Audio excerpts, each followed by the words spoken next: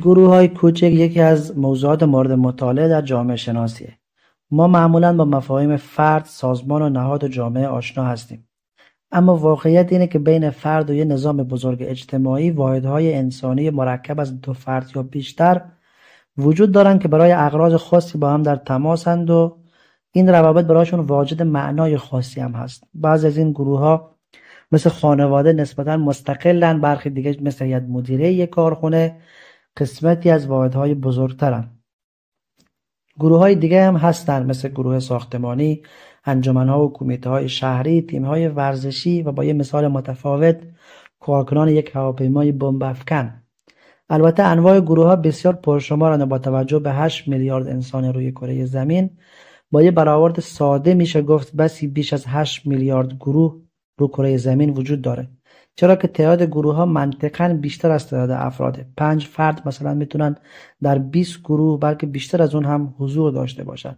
مثلا گروه‌های نوه‌های یک پدر بزرگ و مادر بزرگ رو در نظر بگیرید که ممکنه متشکل از 7 نفر باشه، ولی این 7 نفر هر کدوم در گروهی از دوستان، گروهی از همکاران، گروهی از شنوندگان موسیقی خاص، گروهی از دوستداران یک فیلم سینمایی یا سریال محبوب، گروهی از اعضای یک کانال تلگرامی، گروهی از همسایگان و گروه‌های دیگه حضور داشته باشند.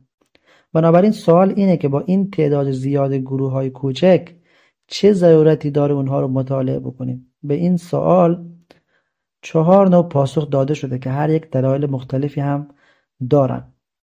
دلیل اول از دیدگاه پراگماتیسمیه، از اونجا که تصمیمات گروه‌ها تأثیرات قابل توجهی بر تاریخ جوامع داشته و به علت اینکه پویایی اونها بر شیوه زندگی افراد اثر میذاره، از این رو ما نیاز داریم بفهمیم که در چنین گروه‌هایی چه چیزی اتفاق میفته.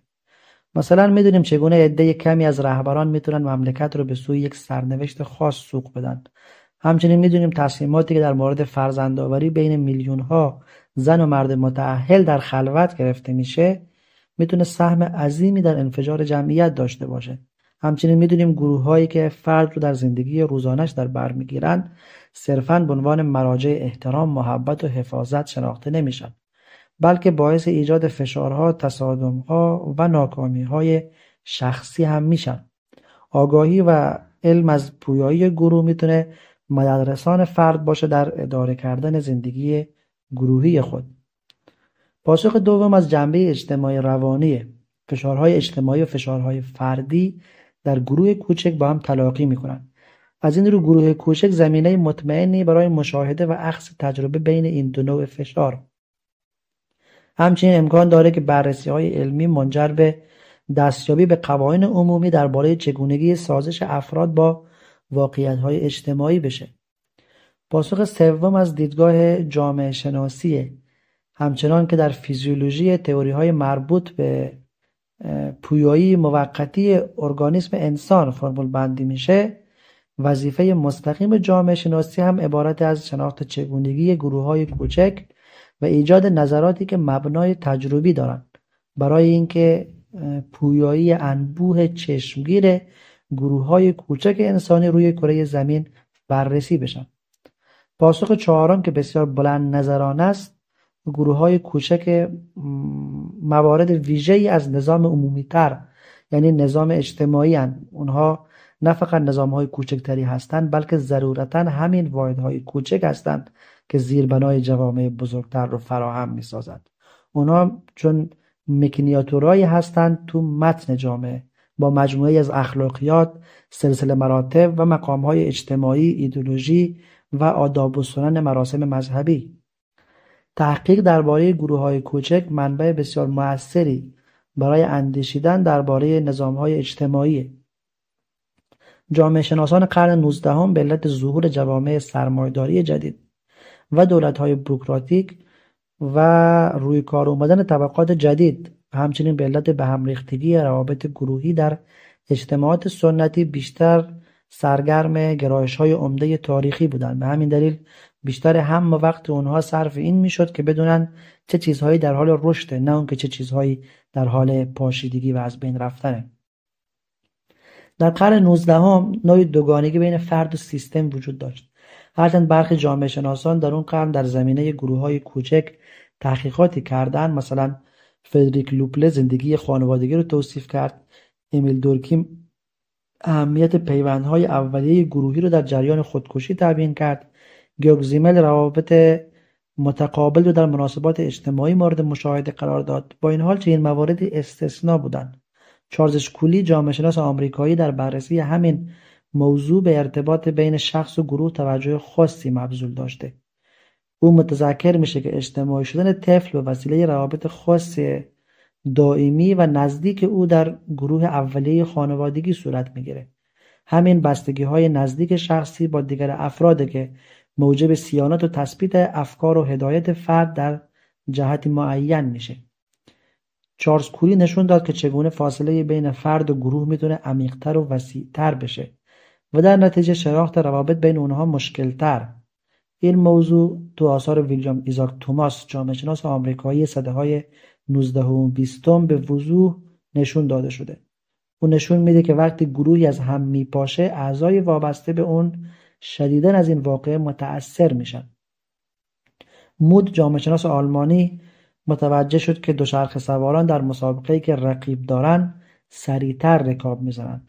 آلپورت دانشمند آمریکایی در مطالعات خودش دریافت که حضور رقیب یا رقبایی در یک گروه در انجام وظایف اون گروه تسهیلاتی ایجاد میکنه. چنانچه در مسابقات فوتبال زیاد پیش میاد که مثلا 2 دروازه‌بان در یک تیم برای حضور در ترکیب اصلی تیم با یکدیگر رقابت دارن. اثرات گروه درمانی به طور تصادفی توسط هنری پرات جامعه شناس آمریکایی در بوستون کشف شد. اون دریافت که بیماری مبتلا به سل و بیمارانی که به این بیماری دچار هستند پس از ناامیدی از پزشک در روابط و مناسبات شخصیشون چنان کمکی به یکدیگر بکنن که از عهده پزشکان و پرستاران هم بر نمی اومد.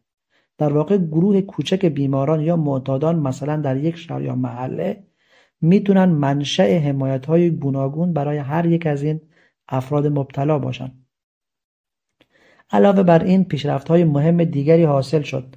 آلتون مایو جامعه شناس استرالیایی در قرن 20 دریافت که شبکه روابط گروهی در میان کارگران محصول صنعتی رو از نظر تولید و توزیع تحت تأثیر قرار میده. تحقیقات بعدی درستی نظر مایو رو در مورد سایر گروه‌های کوچک تایید کرد. مثلا معلوم شد جنگجویان جنگ جهانی دوم قدرت و امنیت خود را در وفاداری و دلبستگی به نزدیکترین همقطاران و بستگانشون میابند. در واقع محرک اونها در جنگ یک محرک محلی بود.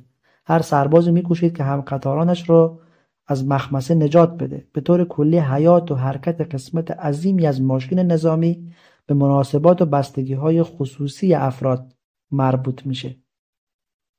در این بیت یاکوب مورنو روانشناس اجتماعی اهل کشور رومانی و البته آمریکایی قرن 20 که در جستجوی تغییر برنامه‌های اجتماعی گروه‌های کارگری برای همزمان کردن مناسبات عاطفی اعضا بود، تکنیکی رو اختراع کرد که در جامعه شناسی فوق‌العاده مفید بود. او به طور خیلی ساده از اعضا خواست و احساسات خود رو درباره دیگران، اونایی که دوست دارند و اونایی که دوستشون ندارند، به وی گزارش بدن. این طرح بعد مهمی از روابط عاطفی میان اعضا رو که به سهولت میتونست با مقایسه منحنی‌ها نشون داده بشه شناسوند. کورت لوین روانشناس آلمانی در دهه 1930 روش جدیدی رو برای مطالعه گروه‌های کوچک ارائه کرد. در این روش جدید از روش تجربی در علوم اجتماعی استفاده بهتری شده بود. کورت لوین اعتقاد داشت که رفتار اجتماعی تابع قوانین معینیه و این قوانین باید از طریق روانشناسی و معرفت به نیروهای اجتماعی محرکه‌ای که هر لحظه اون رفتارها رو میشه شناخت و با یافتن این نیروهای اجتماعی و اندازه‌گیری اونهاست که میشه گروه‌ها رو شناخت و اونها رو بررسی کرد. یکی از تکنیک‌ها اینه که گروه‌های مختلفی رو با خصوصیت‌های شناخته شده‌ای متشکل کنن و اون وقت اونها رو در عمل مورد مشاهده قرار بدن. به عنوان نمونه میشه گروه‌هایی رو با سبک‌های مختلف رهبری به وجود آورد و اون وقت مشاهده کرد که رهبران چگونه عمل کردند و اعضا چطوری واکنش نشون دادند. سپس با مقایسه این نتایج میشه به نتایج کلی‌تری درباره اثرات پویایی امر رهبری که بر پایه تجربه متکیه رسید. از طریق این تجربیات و سایر آزمایشات ساده ولی عملی میشه فرضیه‌های مرتبط رو در آزمایشگاه تجربه به امتحان گذاشت.